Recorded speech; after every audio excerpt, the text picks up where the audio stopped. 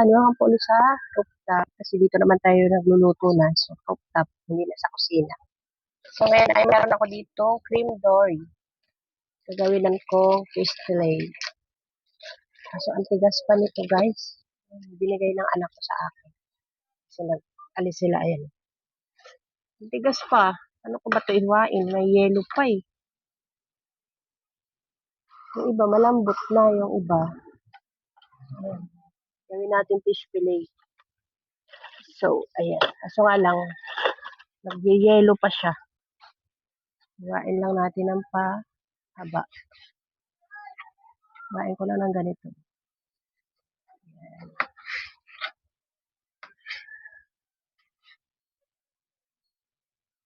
Tere. Yung iba malambot, yung iba ay matigas pa. Timplahan natin to, syempre, para magkaroon ng lasa. So, ang tigas pa talaga.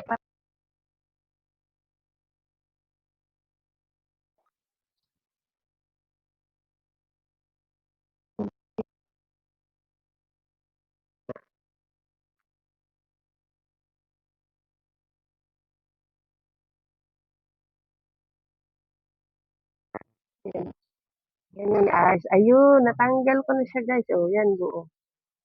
Yung ice, and then ito yung laman. Diyan ka. I-slice lang natin.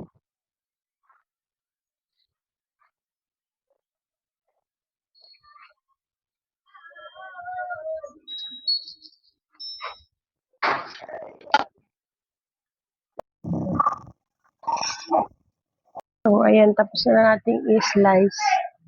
Kasi yung yellow niya is na, ano naman, ubo. Timplahan ko na. Kasi nugasan ko na siya.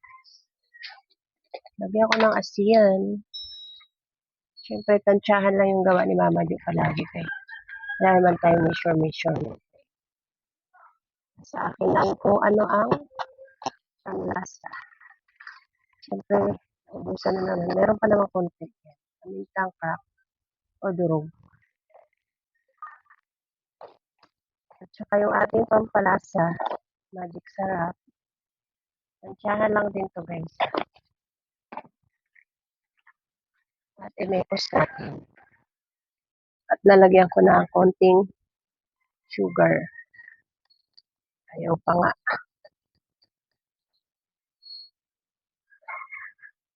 Yan, konti lang. Para meron siyang tamis-tamis na konti.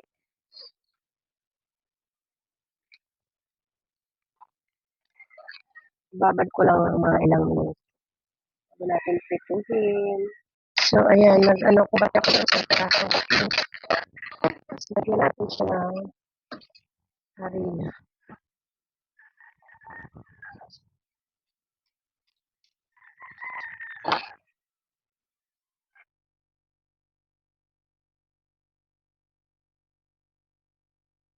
Ay, ayan, para ano. Tapos, ikos-mekos natin.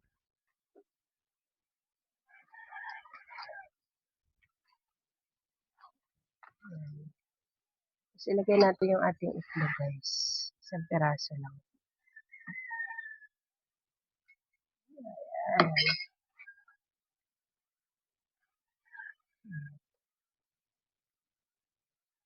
Bago natin i-prito. Muna tayo ng ating ulingan. Kasi ang daming alikabok. Ay, daming alikabok dito. Bawat saing ay aking nililinisan ito, guys. Ganyan ko na lang.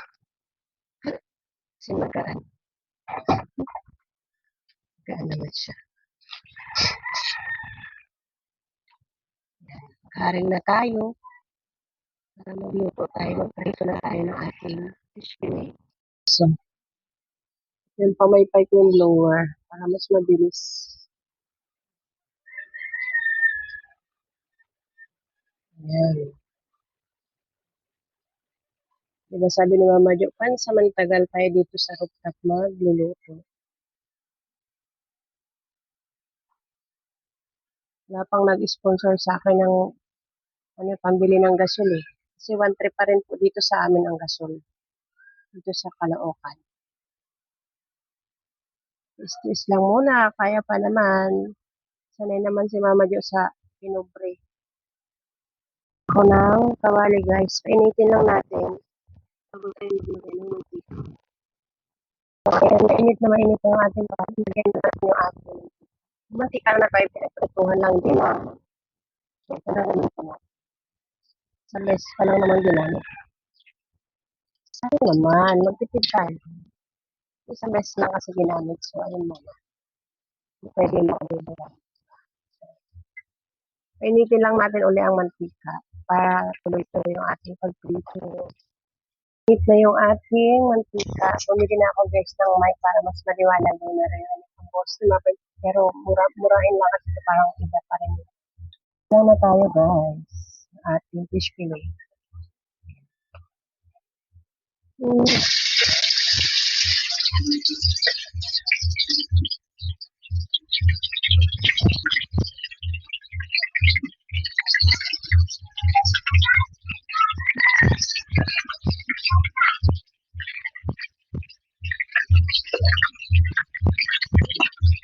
Hindi ko nilagyan to ng ano ba yun? Baby.